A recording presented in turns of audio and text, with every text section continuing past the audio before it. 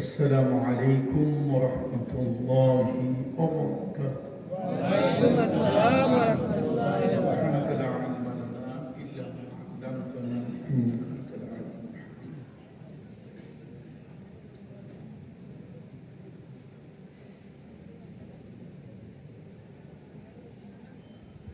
نحمده ونستعينه ونستغفره ونؤمن به ونتوكل عليه ونعوذ بالله من شرور أنفسنا ومن سيئات أعمالنا من يهده الله فلا مضل له ومن يضلله فلن تجد له وليا مرشدا ونشهد أن سيدنا وسندنا ومولانا وأولانا وطبيب قلوبنا محمد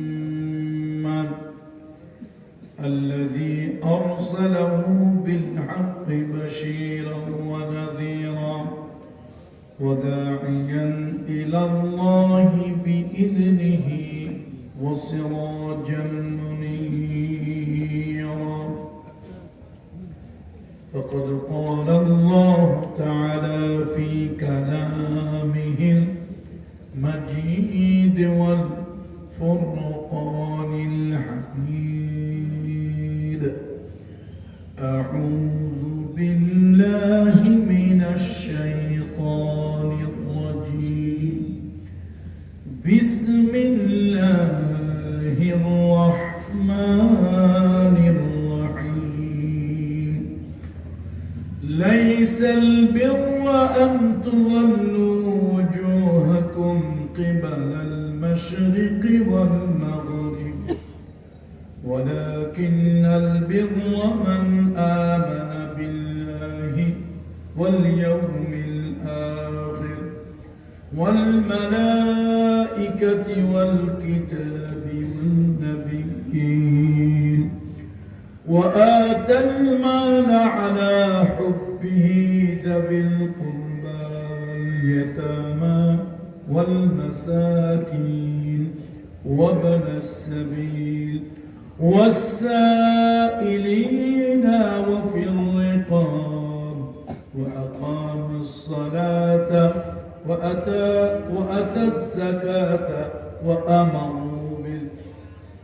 والموفون بعهدهم إذا عاهدوا والصابرين في البأساء والضراء وحين البأس أولئك الذين صدقوا وأولئك هم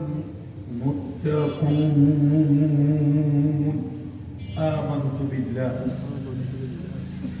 إن الله وملائكته يصلون على النبي يا أيها الذين آمنوا صلوا عليه وسلموا تسليما اللهم صل على محمد وعلى آل محمد كما صليت على إبراهيم وعلى آل إبراهيم إنك حميد مجيد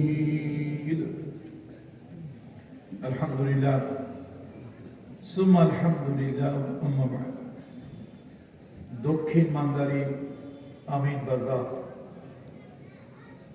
তমিজউদ্দিন হাজী জামে মসজিদের উদ্যোগে আয়োজিত আজকের আজিম ও শান তাফসীরুল কোরআন মাহফিল এই আজিম ও শান তাফসীরুল কোরআন মাহফিলের সম্মানিত সভাপতি মহোদয় হযরত মাওলানা আব্দুস সাত্তার সাহেব হাফিজাহুল্লাহ, প্রধান শিক্ষক দারুল আজহার মডেল মাদ্রাসার লক্ষ্মী।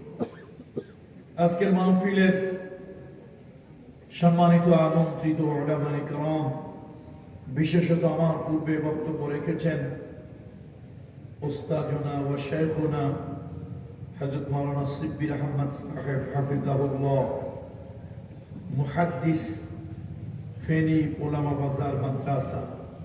আল্লাহ তাআলা আমাদের উস্তাদকে দীর্ঘ সুস্থ নেক হায়াত দান করুন। আমিন। এই জাতিকে রাহনুমাই করার জন্য সুস্থতার সাথে দীর্ঘদিন আল্লাহ তাআলা বাঁচিয়ে রাখুন। আমিন। আজকের মাহফিলে কথা বলেছেন এই অঞ্চলের কৃতি সন্তান, গৌরবান্বিত সন্তান হযরত মাওলানা মাহবুবুর রহমান সাহেব মাদানী হাফিজাহুল্লাহ, উপাধ্যক্ষ আলাদাতপুর রব্বানিয়া ফাজিল মাদ্রাসা। আল্লাহ তাআলা তার কণ্ঠে বলিষ্ঠতা দান করুন। কোরআন এবং সুন্নাহর আলোকে এই জাতিকে দীর্ঘদিন রাহনুমাই করতে পারেন, আল্লাহ তাআলা তাকে সেই তৌফিক দান করুন। আমার সামনে বসে আছেন দিনদার, ইমানদার, পরহেজগার মুসল্লিরা, পর্দার আড়ালের সম্মানিত মা ও বোনেরা। আমি সকলের প্রতি শ্রেণী মোতাবেক শ্রদ্ধা, ভালোবাসা ও স্নেহ জ্ঞাপন করছি। আসুন আমরা সকলে আল্লাহ তাআলার শুকরিয়া আদায় করি, পড়ি আলহামদুলিল্লাহ। রব্বানা লাকাল হামদ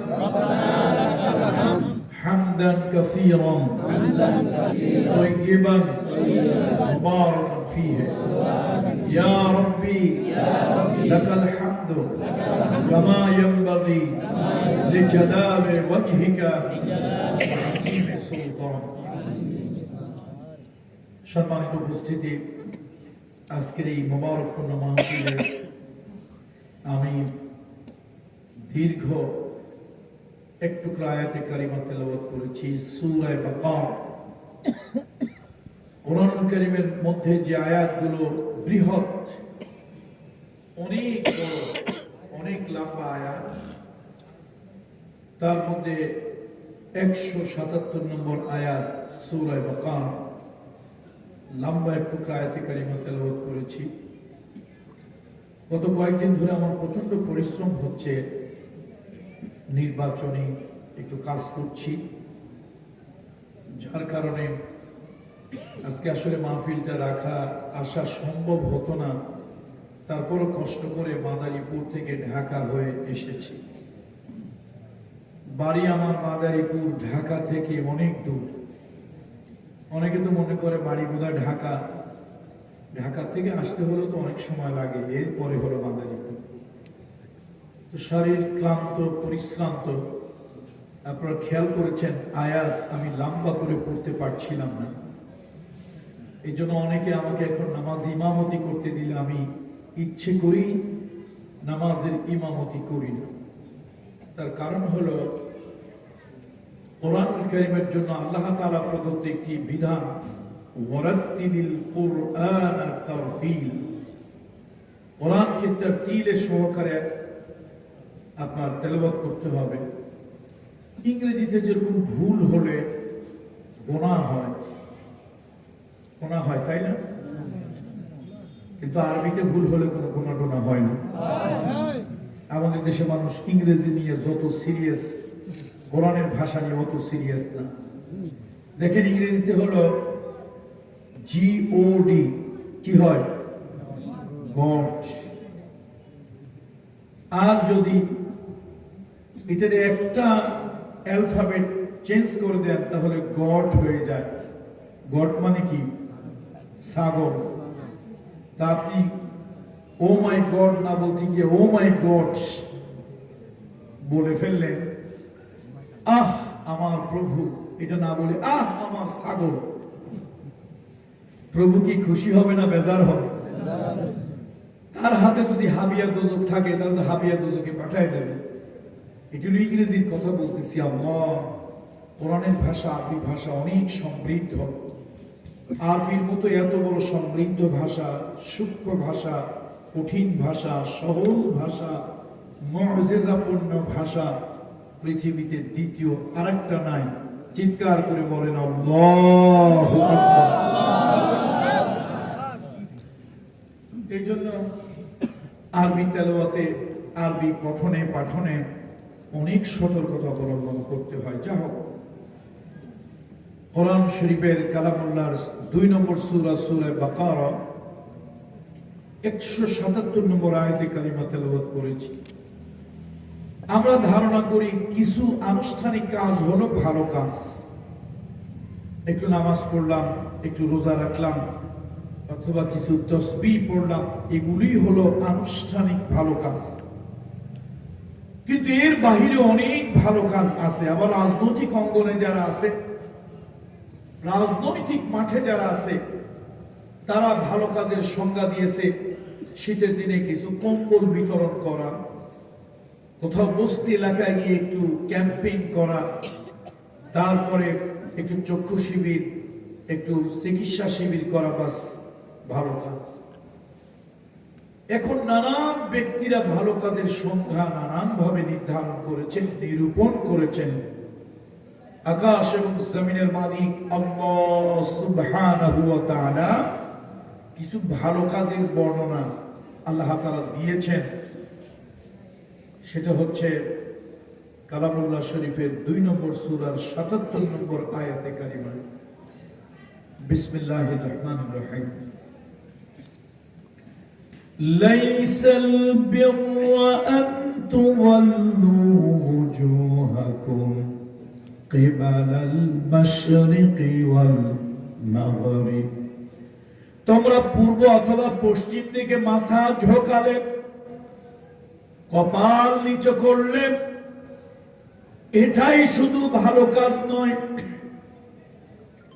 ওয়ালাকিন্নাল বিররা মান আমানা বিল্লাহি ওয়াল ইয়াউমিল আখির। এটাই ভালো কাজ শুধু নয়, এর বাহিরেও কিছু ভালো কাজ আছে। আল্লাহ বললেন ওই ভালো কাজগুলোর মধ্যে প্রথম হলো আল্লাহ এবং পরকালের উপরে বিশ্বাস করা। আল্লাহর উপরে ঈমান, পরকালের উপরে বিশ্বাস। এই ঈমানটা ভাষা ভাষা তথাকথিত ঈমান নয়, হাদিস বর্ণিত ঈমান। তার কারণ এই যে ঈমান এখানে আমরা শুনতেছি, এই ঈমান আবু জাহেলের ছিল, আবু লাহাবের ছিল। কোরআন শরীফে তো আল্লাহ বলেই দিয়েছেন, হে রাসূল আপনি প্রশ্ন করুন এই আরবের কাফেরদের কাছে, মান খালাকাস সামাওয়াতি ওয়াল আরদ, আকাশ এবং জমিন কে সৃষ্টি করেছে? লা ইয়াকুলুন আল্লাহ, তারা অবশ্যই বলবে এগুলি আল্লাহ তাআলা সৃষ্টি করেছে। তাহলে আরবের কাফেররা, আবু জাহেল জান্নাতি, তাই না? আবু লাহাব জান্নাতুল ফেরদাউসে যাবে নাকি? তারা জান্নাতি না, তারা কাফের, তারা জাহান্নামী। অথচ তারা আল্লাহ বিশ্বাস করলো। দলিল কোরআন, দলিল হাদিস। জিজ্ঞেস করা হলো, আল্লাহ বললেন তাদেরকে প্রশ্ন করুন, মান খালাকাস সামাওয়াতি ওয়াল আরদ, আকাশ এবং জমিন কে সৃষ্টি করেছে?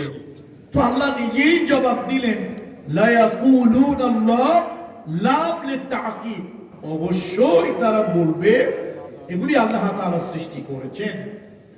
তাহলে এই যে ভাষা ভাষা শুধু আল্লাহ স্রষ্টা সৃষ্টিকর্তা এরকম কথা বললেই পরিপূর্ণ ঈমান হবে না। আবার আমার দেশে কিছু লোকেরা আছে রাজনৈতিক অঙ্গনের বিভিন্ন কাজবাজ করে, হুজুর মানুষটা কিন্তু খারাপ না, আমি কাজও খারাপ করি না, যাই তো নামাজ পড়ি না, যাই তো কি পড়ি না, নামাজ পড়ি না, কিন্তু মানুষটা হুজুর আমি খারাপ না, আমি কম্বল দেই, চিকিৎসা দেই, নানান ধরনের সাহায্য সহযোগিতা করি, রিলিফ দেই, মানুষটা খারাপ না, যা খালি একটু নামাজটা পড়ি না। আর সব বাবা এক্সুয়াল নামাজ যা ঠিক নাই, তার কোনো কিছুই তো ঠিক থাকার কথা না। এই জন্য আজকে ভালো কাজের অনেকগুলো ফিরিস্তি, যাকে আমরা বলবো বর্ণনা আল্লাহ তাআলা দিয়েছে। এইটা আমি কেন তেলাওয়াত করলাম? আমার মনে হয় এই সমাজটা নষ্ট হয়ে গেছে, সমাজ কিছু পরিবর্তন হওয়া দরকার। কি বলেন আপনারা? সমাজ কি হয়েছে? নষ্ট হয়েছে। যারা আল্লাহ, পরকাল, দিন, ঈমানের কাজ করেন তারা সমাজ ভুলে গিয়েছেন, সমাজের কাজ করেন না। আবার যারা সমাজের কাজ করেন তারা আল্লাহর ঈমান আমলের কাজ করেন। একজন লোক নামাজ পড়ে, তাসবিহ পড়ে, তাহাজ্জুদ পড়ে, দিনের কিছু কাজ করে, কিন্তু রাষ্ট্র বিমুখ, দেশ বিমুখ, সমাজ বিমুখ, এই সমাজ রসতলে যাক, গোল্লায় যাক, এটা নিয়ে তার কোনো মাথা ব্যথা নাই। তার চিন্তার গণ্ডি চার দেওয়ালের ভিতরে এইটুক নিয়েই সে চিন্তা করে। অথচ এই ব্যাপারে আমরা একটা হাদিস জানি, এই ব্যাপারে হাদিস জানি আমরা। আল্লাহ তাআলা বনি ইসরাঈলের একটি কওমকে, একটি এলাকাকে আল্লাহ তাআলা ধ্বংস করার জন্য ফেরেশতা পাঠিয়েছিলেন। ওই ফেরেশতারা লোকালয় এলো, ওই গ্রামে এলো, এলাকাটাকে গজব দিয়ে শেষ করে দেওয়ার জন্য। তারা কৌতূহল বশত একটি ইবাদতখানায় প্রবেশ করলো, করে দেখলো সেখানে একজন আবেদ, একজন আবেদ, ইবাদতকারী, সিয়ামুন নাহারে কিয়ামুল লাইল, দিনভর লোকটা রোজা রাখে আর রাত জেগে জেগে ইবাদত বন্দেগী করে। ফেরেশতারা তার আমলনামা উলট পালট করে দেখলো সর্বনাশ, তার 80 বছরের জীবনে ফরজ ওয়াজিব দূরের কথা, একটি মুস্তাহাব আমল ছুটে যায় নাই, খেলাফ হয় নাই। মুস্তাহাব বুঝেন তো? করলে বলেন, করলে না করলে গুনাহ নাই। ফেরেশতারা আল্লাহর কাছে ফরিয়াদ করেছিল, বারে ইলাহি, আমরা বোধহয় ভুল জায়গায় ভুল ঠিকানায় চলে আসলাম, একটা ইবাদতখানায় প্রবেশ করলাম এই গ্রামের ভিতরে, ওখানে একজন আবেদ আছে যার 80 বছরের আমলনামা খুঁজে দেখলাম, দিনভর রোজা রাখেন, রাত জেগে ইবাদত বন্দেগী করেন, মুস্তাহাবের কোনো খেলাফ নাই। আল্লাহ তাআলা এমন একজন বুজুর্গ ব্যক্তি যেই জায়গায় আছে, ওই জায়গাটা কেমন করে ধ্বংস করে দেই। আল্লাহ তাআলা জানিয়ে দিলেন, ও ফেরেশতারা, তোমরা ভুল ঠিকানায় যাও নাই, যথাযথ জায়গায় গিয়েছ। আগে ওই ব্যক্তিকে গজব দাও, তারপর এলাকাকে গজব দিয়ে ধ্বংস করে দাও। এই লোকটা নিজে ইবাদত বন্দেগী করে, সমাজ রসাতলে যাক, সমাজ গোল্লায় যাক, এই ব্যাপার নিয়ে তার কোনো মাথা ব্যথা নাই। সৎ কাজের আদেশ দেয় না, অসৎ কাজে বাধা প্রদান করে না। এমন একজন ব্যক্তি আমি আল্লাহ তাআলা এমন একজন ব্যক্তি চাই না। আগে তাকে গজব দাও, তারপরে গোটা এলাকাটাকে গজব দিয়ে শেষ করে দাও। নাউযু বিল্লাহি মিন যালিক। তাহলে আমরা ভালো কাজ মনে করে যারা শুধু নামাজ রোজা নিয়ে বেশ পড়ে আছি, সমাজ নিয়ে তাদের কোনো চিন্তা নাই। আবার সমাজে তথাকথিত কিছু সমাজ সেবক, টাউটার, বাটপার, জোচ্চোর, এরাই সমাজ নিয়ে পড়ে আছে, আল্লাহর ঈমান, ইবাদত, বন্দেগী, নামাজ কালামের ধান ধরে না। কথা ঠিক কিনা বলেন? সুতরাং এগুলি মোটেই ভালো কাজ নয়। এই জন্য আজকে কিছু ভালো কাজের ফিরিস্তি, কিছু ভালো কাজের বর্ণনা দিচ্ছি। ভালো কাজ কি কি আল্লাহ নিজেই বলেছেন, ভালো কাজের কিছু পরিচয় দিয়েছেন। লাইসাল বিররা আন তুওয়াল্লু ওয়ুজুহাকুম কিবালাল মাশরিকি ওয়াল মাগরিব ওয়ালাকিন্নাল বিররা মান আমানা বিল্লাহি ওয়াল ইয়াউমিল আখির ওয়াল মালাইকা ওয়াল কিতাব। আল্লাহ তাআলা নির্দিষ্ট করে কিতাব, ফেরেশতা, পরকাল ইত্যাদির উপরে বিশ্বাস করার জন্য বললেন। এগুলি ভালো কাজ। আমাদের দেশে অনেক লোক আছে কিতাবের প্রতি তার ঈমান নাই। অনেক লোক তো এরকমও বলেন শরিয়ায় আইনে তারা বিশ্বাস করেন। মুসলমান, দুঃখের কথা কি বলবো, আপনি মুসলমানের সন্তান, জুমার নামাজ পড়েন, 5 ওয়াক্ত নামাজ পড়েন, আল্লাহর দ্বীন শরিয়ত নিয়ে আলেম ওলামারা যখন কথা বলেন, আপনি তার গায়ে পর্যন্ত হাত তুলেন। এটা কত ভয়ানক, ভয়াবহ। আল্লাহ তাআলা আপনাকে হেফাজত করুন, আল্লাহ তাআলা আপনাকে হেদায়েত করুন, আল্লাহ তাআলা আপনাকে রক্ষা করুন। আমি তো দেখতে পাচ্ছি, আল্লাহ যদি আপনাকে হেদায়েত দান না করে, নিশ্চিত আপনার গন্তব্য, আপনার ডেস্টিনেশন নিশ্চিত আল্লাহর জাহান্নাম। এই জন্য আসুন আমরা সমাজ এবং ধর্মীয় আচার অনুষ্ঠান এগুলি আর সামাজিক জীবন, রাষ্ট্রীয় জীবন এগুলি আলাদা নয়, একে অপরের সাথে পরিপূরক। আসুন আমরা যে সমাজে বাস করি সে সমাজটা একটা কল্যাণময় সমাজ হোক। আমি মূল আলোচনায় যাওয়ার আগে কিছু ভূমিকা আপনাদের সামনে তুলে ধরতে চাই। মুসলমানেরা একটি কল্যাণময় রাষ্ট্র করবে। আমাদের দেশে ধারণা, আমরা হুজুররা বললেই আপনারা আমাদের উপরে রাগ করেন, বলে হুজুররা এই যে ধর্মের নামে, ওয়াজের নামে, খুতবার নামে রাজনীতি করে। এগুলি আপনারা বলেন, আমাদেরকে ছোট করেন। আবার যদি আমরা দুর্বল হই, আপনারা সমাজের প্রভাবশালী হন, আমাদেরকে হুমকি ধামকি দেন, আমাদের গায়ে হাত তোলেন। কখনো কখনো ক্ষমতার দুর্দণ্ড প্রতাপে আমাদেরকে থানা থেকে পুলিশ এনে, ওসি এনে, গাড়ি এনে আমাদেরকে রক্তাক্ত করে থানার গাড়িতে তুলে দেন। এটা বড় দুর্ভাগ্যজনক। বন্ধুরা আমার, আসুন, মুহাম্মদ রাসূলুল্লাহ সাল্লাল্লাহু আলাইহি ওয়াসাল্লাম একটি কল্যাণময় রাষ্ট্র করেছিলেন। এই পৃথিবীতে যারা রাষ্ট্র পরিচালনা করেছেন, নেতৃত্ব দিয়েছেন, তারা আল্লাহওয়ালা ছিল না। আবার যারা আল্লাহওয়ালা হয়েছে তারা রাষ্ট্রের নেতৃত্ব দিতে পারে নাই। মুহাম্মদ রাসূলুল্লাহ সাল্লাল্লাহু আলাইহি ওয়াসাল্লাম তিনি একদিকে আবেদ ছিলেন, পয়গম্বর ছিলেন, ইমাম ছিলেন, আর একদিকে তিনি রাষ্ট্র পরিচালনা করেছিলেন। এখন টাউটার বাটপার তারা যদি দেশ চালায়, আমি আবার বলছি, কোরআন শরীফের ভিতরে, হাদিস শরীফের ভিতরে স্পেসিফিক কোন দলের নাম নাই। তারাই ইসলামের হোলসেল এজেন্ট, তারাই চালাবে। জামাত ইসলাম, হেফাজত ইসলাম, ইসলামের হোলসেল এজেন্ট, তারাই দেশ চালাবে, তারাই কোরআনের কথা বলবে, এরকমটি নয়। আপনি কেন করেন? আপনি অন্যের ঘরে দোষ চাপায় দেন। মুসলমানের সন্তান আপনার জীবনে একদিনের জন্য বললেন না একটা কল্যাণময় রাষ্ট্র মুহাম্মদ রাসূলুল্লাহ করেছিলেন, যে রাষ্ট্রে নির্যাতন, নিপীড়ন ছিল না, বড় আর ধনীর মধ্যে, গরিবের ভিতরে পার্থক্য ছিল না, এমন একটি রাষ্ট্র কল্যাণময় কেন আপনি করেন? আপনি করবেন কেমনে? মুসলমানের বাচ্চা, আপনার তো শরীয়তের আইনের কথা শুনলেই গার মধ্যে ফোসকা পড়ে। ইসলামের বিধান, শরীয়তের বিধান কারোর জন্য ক্ষতির নয়, কল্যাণ। বলুন, কারোর জন্য ক্ষতির নয় কি? আর একটু আওয়াজ দিয়ে বলেন কি? দেখেন, তার একটা জ্বলন্ত প্রমাণ। আল্লাহ রাসূল সাল্লাল্লাহু আলাইহি ওয়াসাল্লাম একদিকে তিনি ইমামুল আম্বিয়া, সাইয়্যিদুল আম্বিয়া, আশরাফুল আম্বিয়া, আর একদিকে তিনি মসজিদে নববীর ইমাম। আল্লাহ রাসূল সাল্লাল্লাহু আলাইহি ওয়াসাল্লাম রাষ্ট্রের প্রধান। তার কাছে একজন সাহাবী এলেন, এসে বললেন, ইয়া রাসূলুল্লাহ, আলা তাস্তামিলুনি ইয়া রাসূলুল্লাহ, আমাকে কি রাষ্ট্রের এই গুরুত্বপূর্ণ পদে নিযুক্ত করবেন না ইয়া রাসূলুল্লাহ?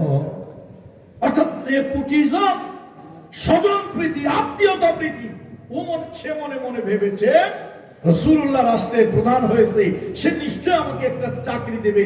আলা তাস্তামিলুনি ইয়া রাসূলুল্লাহ, হে নবী, আমাকে কি এই রাষ্ট্রের একজন কর্মচারী আপনি কি বানাবেন না? অর্থাৎ সে একটা গুরুত্বপূর্ণ পদ নিজের জন্য চাচ্ছে। আমি মন্ত্রী, আমি এমপি, আমি প্রেসিডেন্ট, আমার আপনজন আত্মীয় স্বজন চাইতেই পারে, অস্বাভাবিক নয়।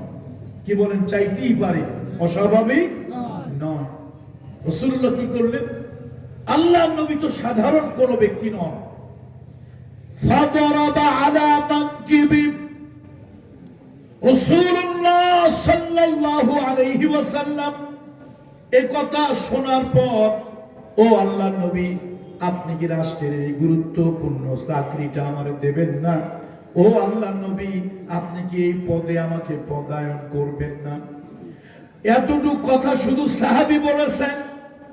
বিশ্বনবী, রহমতের নবী রাগ হয়ে গেছেন, হুজুরের মেজাজ গরম হয়েছে।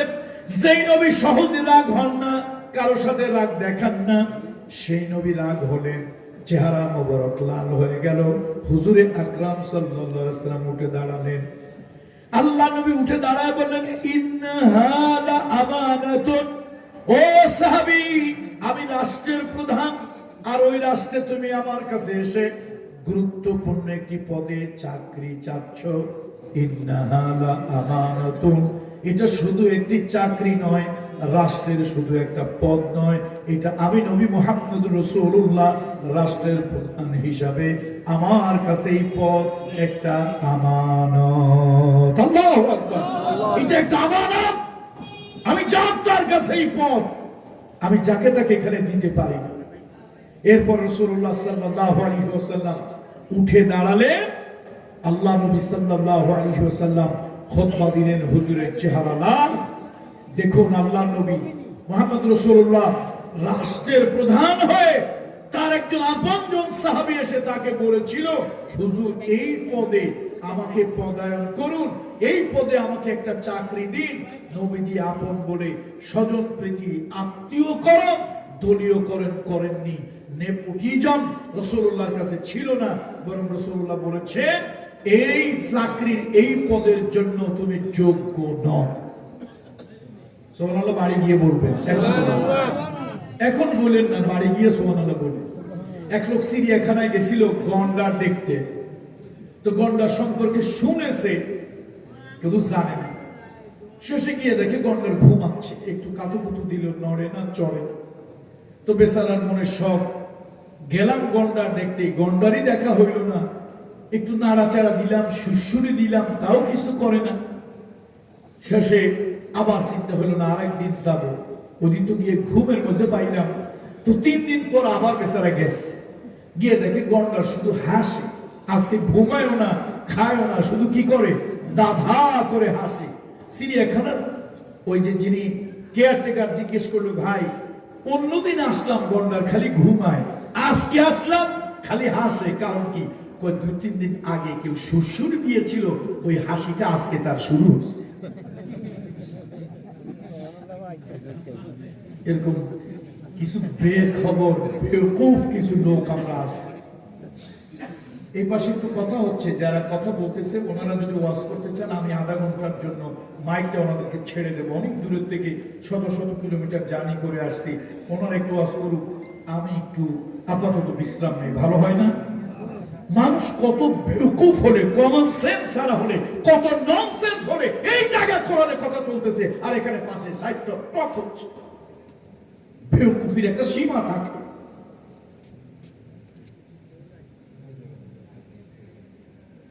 এই জন্য ইংরেজিতে বলে common sense is that sense which is not common for all.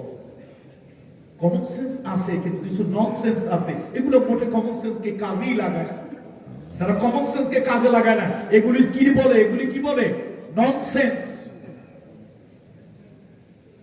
একটা সোশ্যাল গ্যাদারিং হচ্ছে, একটা রিলিজিয়াস প্রোগ্রাম হচ্ছে, পাশে কিছু উটকো পুটকো পোলাপান কথাবার্তা বলবে, এতটুকু সেন্স যাদের নাই, ওদের মাহফিলের কাছে আসতে বলছে কি? আর আপনারা নিয়ন্ত্রণ করতে পারেন না, তো মাহফিল দেন কেন?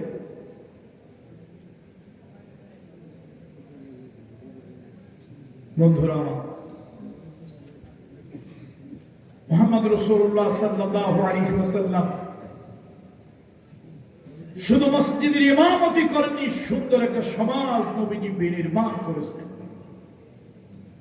আজকে আমরা সেই সমাজের কথা বলি, আমরা একটা সুন্দর সমাজের কথা বলি। আমি স্পষ্ট করে বলি, এটা কোন থানা, কোন উপজেলা? লক্ষ্মীপুর জেলা, সদর উপজেলা, চন্দ্রগঞ্জ থানা। শুনুন, একটি কথা স্পষ্ট করে জানা দরকার, কোরআন হাদিসে আল্লাহর বিধান কায়েম করবে নির্দিষ্ট কোন দলের নাম লেখা নাই।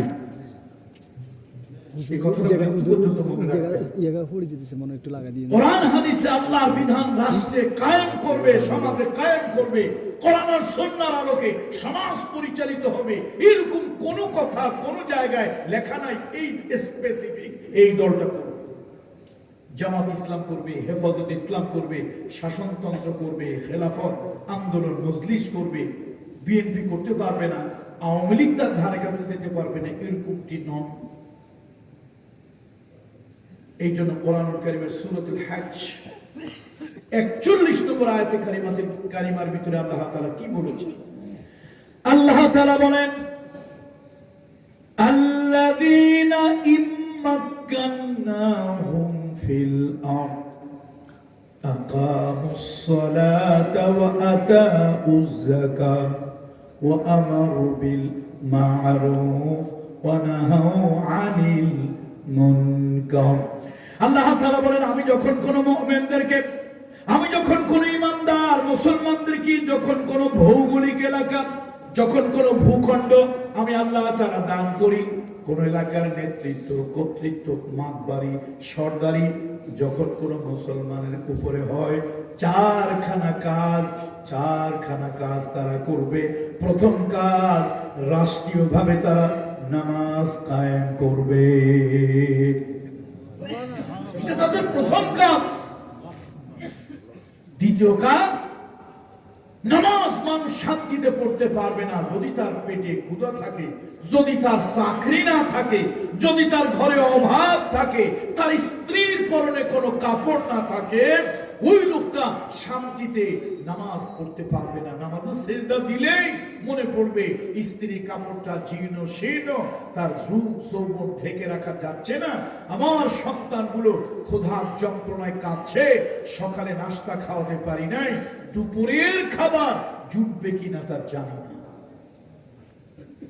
এরকম চিন্তা যদি একটা মানুষের দিলের মধ্যে থাকে আচ্ছা বলেন তো ওই মানুষটা নির্বিঘ্নে নিশ্চিন্তে সেজদা দিতে পারবে মনের মধ্যে সেজদাটা আসবে না এই জন্য আল্লাহ তাআলা কেমন আল্লাহ শুধু নামাজের কথা বলেই আল্লাহ দায়িত্ব শেষ করেননি নামাজের সাথে সাথে এই লোকটার পেটের ব্যবস্থা তার সামাজিক নিরাপত্তার ব্যবস্থা তার অর্থনৈতিক নিরাপত্তার জন্য আল্লাহ তাআলা নামাজের পরেই যাকাতের কথা আল্লাহ তাআলা বলে দিলেন এবার আসেন সমাজের মধ্যে সন্ত্রাস চলবে রাহাজানি চলবে ওই লোকটা শান্তিতে মসজিদে যেতে পারবে না ঘর তুলবো উটকো ঝামেলা চাঁদা দিতে হবে এখন তো চাঁদাবাজের দেশ ভরে গেছে চাঁদা দিতে হবে ঘর তুলতে গেলে ব্যবসা করবেন চাঁদা দিতে হবে গাড়ি চালাবেন চাঁদা দিতে হবে এখন আপনার এত চাঁদার যন্ত্রণায় আপনি তো শান্তিতে নামাজ পড়তে পারবেন না আল্লাহ তাআলা সেই ব্যবস্থাটাও করলো সৎ কাজের আদেশ দাও অসৎ কাজে নিষেধ করো বাধা প্রদান করো যদি সমাজের ভিতরে এরকম উটকো ঝামেলা আসে এটা করা যাবে না ওটা করা যাবে না ভালো কাজ করা যাবে না সমাজের খুব চাঁদাবাজ হাইজাকার ছিনতাইকারী রাহাজানি ইত্যাদি যদি ভরে যায় এগুলোর ব্যাপারে পদক্ষেপ নেওয়ার জন্য আল্লাহ তাআলা বলেছেন ব্যক্তি পদক্ষেপ নেবে না পদক্ষেপ রাষ্ট্র নেবে কে নেবে রাষ্ট্র গ্রহণ করবে কেন আমি পীরজাদা পীর সাহেবের ছেলে আমি যদি 1000 বার বলি আমার কথা মানুষ কর্ণপাত করবে না কিন্তু রাষ্ট্র যদি একবার হুমকি দেয় 6 মাসের সশ্রম কারাদণ্ড 30,000 টাকা জরিমানা দেখবেন ঠেলার নাম বাবাজি লোকজন অর্ধেক ঠিক হয়ে গেছে এই জন্য আসুন আল্লাহ তাআলা ভালো কাজের ফিরিস্তি দিয়েছেন সমাজে ভালো কাজ সকলে মিলে করতে হবে ভালো কাজ তাসবিহ পড়াই শুধু ভালো কাজ নয় সামাজিকও কিছু ভালো কাজ আছে তাসবিহ তাহলিল করাই শুধু ভালো কাজ নয় এর বাহিরেও আরো কিছু ভালো কাজ আছে সেই কাজগুলির কথাই আল্লাহ তাআলা সূরা বাকারা 177 নম্বর আয়াতের ভিতরে আল্লাহ তাআলা বলেছেন আল্লাহর উপরে পুরোপুরি ঈমান আনা الإيمان بضع وسبعون شعبة فأفضلها قول لا إله إلا الله وأدناها إماطة الأذى عن الطريق الحياء شعبة من الإيمان আল্লাহ নবী বলেছেন ঈমান কারে বলে ঈমান হলো 70 থেকে 77টা শাখা প্রশাখা এমন একটা গাছের নাম যার সব থেকে বড় গাছের শাখার নাম হলো লা ইলাহা ইল্লাল্লাহু মুহাম্মাদুর রাসূলুল্লাহ সব থেকে শাখা প্রশাখা বড়টার নাম হলো লা ইলাহা ইল্লাল্লাহ মুহাম্মাদুর রাসূলুল্লাহ আল্লাহ ছাড়া ইলাহ নাই আল্লাহ ছাড়া মাবুদ নাই আল্লাহ ছাড়া আইনদাতা রক্ষাকর্তা বিধানদাতা কেউ নাই আমার হায়াতের মালিক আমার মৌতের মালিক আমার জীবনের মালিক আমার সম্পদের মালিক সব কিছু হলো আল্লাহ সব কিছুর মালিক কে আল্লাহ জমিন কার আল্লাহ আমি যদি আল্লাহর হই জমিনও আল্লাহ চাঁদ আল্লাহ সূর্য আল্লাহ গ্রহ নক্ষত্র আল্লাহ ঈমান অনেক লম্বা বিস্তারিত একটা বিষয় আল্লাহর উপরে ঈমান আনতে হবে তারপরে কিতাবের উপর ঈমান আনতে হবে। এই কিতাবটা শুধু চুমা খাওয়ার জন্য পৃথিবীতে আসে না, এই কিতাব এসেছে বাস্তবায়ন করার জন্য। আমাদের ঘরে ঘরে কিতাব থাকে, কোরআন থাকে। এই কোরআন আমরা অনেকে চুমা খাই। অনেক মুসলমানের সন্তান তো সারা বছরেও জিন্দেগিতে একবার ওই কোরআনটা খুলে দেখেও নাই, এই কোরআনটা খুলে পড়েও নাই। এটা দুঃখজনক। এই কিতাবের উপরে যেমনটি ঈমান আনা দরকার। শুনুন, আমি অন্য ধর্মকে ছোট করছি না, অন্য ধর্মকে আঘাত করছি না। ইসলাম কোরআনুল কারীমের ভিতরে, রাসূলুল্লাহ সাল্লাল্লাহু আলাইহি ওয়াসাল্লাম হাদিসের ভিতরে অন্য ধর্মের লোকদের দেবদেবী উপাসনালয়, উপাসনা ইত্যাদি নিয়ে কথা বলতে নিষেধ করেছে। কেন? আমরা যদি তাদেরটা নিয়ে কথা বলি, তারা আমাদেরটা নিয়ে কথা বলবে। অন্য ধর্মের আমি অন্য বিষয় নিয়ে বলতে চাই না, শুধু আমার ধর্মের, আমার ইসলামের কথা আমি বলি। আমার ইসলাম, আমার দ্বীন, এই কোরআন শরীফটাকে শুধু পঠন করার জন্য, পাঠ করার জন্য, সুমা খাওয়ার জন্য, মরার বাড়িতে খতম পড়ার জন্য এই কিতাবটাকে আল্লাহ তাআলা পাঠান। আবার কোন কোন হুজুর আছে এটা দিয়ে সাল পড়া দেয়। কোরআন শরীফ দিয়ে কি দেয়? সাল পড়া, আয়না পড়া। এই জন্য ভাই, চোর ধরার জন্য। আচ্ছা আমি বলি, কোরআন যদি এই সাল পড়া, তেল পড়া আর যদি আয়না পড়া দেওয়ার জন্য আসতো, সাইয়েদনা ওমর ফারুকের জামানায় পুলিশের ব্যবস্থার সৃষ্টি হতো না, সেনাবাহিনী ব্যবস্থার সৃষ্টি হতো না। সাইয়েদনা ওমর কিছু হুজুরদের চাকরি দিতেন, থানা বানাইতেন, ওই থানার মধ্যে হুজুরদেরকে চাকরি দিতেন। ড্রামের মধ্যে চাল, গম রাখা হতো, হুজুরে আপনারা শুধু পড়বেন আর ফু দেবেন। এগুলা দিয়েই যা চোর দোর আসামি সব এটা দিয়ে ধরা যাবে, এরকমটি নয়। কোরআনুল কারীম চোর ধরার জন্য চাল পড়া দিতে আসে নাই। কোরআনুল কারীম চুরি বন্ধ করে দেওয়ার জন্য সমাজ ব্যবস্থা তৈরি করতে, যে সমাজের ভিতরে মানুষের কোনো অভাব থাকবে না, যে সমাজে মানুষ চুরি করবে না। ওমর বিন আব্দুল আজিজ, ও স্কুল কলেজের ভাইরা, স্কুল কলেজের ছাত্র বন্ধুরা, তোমরা মুসলমানের সন্তান, নানান জাতির ইতিহাস জানো, কিন্তু আসল ইতিহাস তোমরা জানো না। ও মুসলমানের সন্তান, আমাদের এখন অর্থনৈতিক অবস্থা ভালো, বিল্ডিং আছে 5 তলা 10 তলা বিল্ডিং আছে, টিনের ঘর আছে, আমাদের অনেকেরই বাড়ি আছে, পার্সোনাল গাড়ি আছে, মোটরসাইকেল আছে, আমাদের অনেকের অনেক কিছু আছে। ওমর বিন আব্দুল আজিজের সময় এমন কি ছিল না, অথচ তাদের অর্থনৈতিক অবস্থা কত ভালো ছিল। মানুষ যাকাত নিয়ে বাজারে বাজারে যেত, বাজারে বাজারে যাকাত নিয়ে যেত, আর একটা আওয়াজ দিত, আমার কাছে যাকাত আছে, কে নেবে? আমার কাছে যাকাতের টাকা আছে, কে নেবে? এরকম শাউটিং করত, এরকম চিৎকার করত। বাজারে শত শত মানুষ, একজন মানুষ পাওয়া যেত না যেই মানুষ বলবে আমার যাকাতের প্রয়োজন, আমারে কিছু যাকাত দেয়। এরকম একটা লোক খুঁজে পাওয়া যায় না। ওই যে সাইদি শেখ হুজুর রাহমাতুল্লাহ আলাইহি, শহীদ আল্লামা দেলোয়ার হোসেন সাইদি একবার এরকম বয়ান দিতে গিয়ে বলেছিলেন, ওমর বিন আব্দুল আজিজের সময় এক লোক 3 দিন 4 দিন পর্যন্ত যাকাতের অর্থ নিয়ে, টাকা নিয়ে, তারপরে গাড়ির মধ্যে করে ঘুরেছে, লোক পায় না, কারে দেবে? বাজারে বাজারে ঘুরেছে। শেষে লোকটা আর এক বাজারে, বড় বাজারে গেছে, দেখি ওখানে গিয়ে পাই কিনা। যাওয়ার সময় ক্লান্ত পরিশ্রম তো, পাহাড়ের একটা গুহার মধ্যে একটু আশ্রয় নিয়েছে, একটু বিশ্রাম করছে। এমন সময় লোক আর একটা আসছে, এসেই দেখলো এই গুহার ভিতরে একটা লোক জীর্ণ শীর্ণ মলিন অবস্থায় শুয়ে আছে। গাড়টি একটা, গাড়টি নোয়াখালী লক্ষ্মীপুর কি গাড়টি কয় না কি কয়, বড় গাড়টি একটা, তার সাথে মনে মনে চিন্তা করো, যাক ভালোই হয়েছে, আল্লাহ মেহেরবানি, তাহলে একটা গরিব লোক গাড়টিওয়ালা, ছেঁড়া কাঁথাওয়ালা গাড়টিওয়ালা, একটা গরিব ফকির মিসকিন পেয়ে গেছি, এই লোকটারে যাকাতের টাকা দিয়া দায় মুক্ত হয়ে বাড়ি যাব। 3 দিন তো ঘুরলাম, এখন লোকটা গিয়ে সালাম দিয়ে গেছে, সালাম আলাইকুম ফারাকি হাবিবি, মাশাআল্লাহ না বিখাইর হাবিবি, ইনদিনা ফুলুস, আমার কাছে কিছু টাকা আছে, যাকাতের টাকা। আমি 3 দিন ধরে ঘুরতেছি, বাজারে বাজারে যাচ্ছি, কিন্তু একটা লোক পাইলাম না, লোক পেলাম না যে লোকটা যাকাত গ্রহণ করবে। তো তোমাকে দেখে তো মনে হইলো তুমি অভাবী, দরিদ্র, এবং তুমি একজন নিডি মানুষ, তোমার কিছু চাহিদা আছে, নাও আমার এই যাকাতগুলা। লোকটা মেজাজ গরম করে কমিয়া, তোমার ওই গাড়ির মধ্যে কয় টাকা? কয় আমার ঘাটতিতে এতগুলি টাকা, আর মিয়া ওর থেকে বেশি টাকা। কয়দিন ঘুরতেছো? 3 দিন। আমি 1 সপ্তাহ ধরে ঘুরে ঘুরে ক্লান্ত পরিশ্রান্ত হয়ে এই ফকিরি চেহারা বানায় ফেলছি।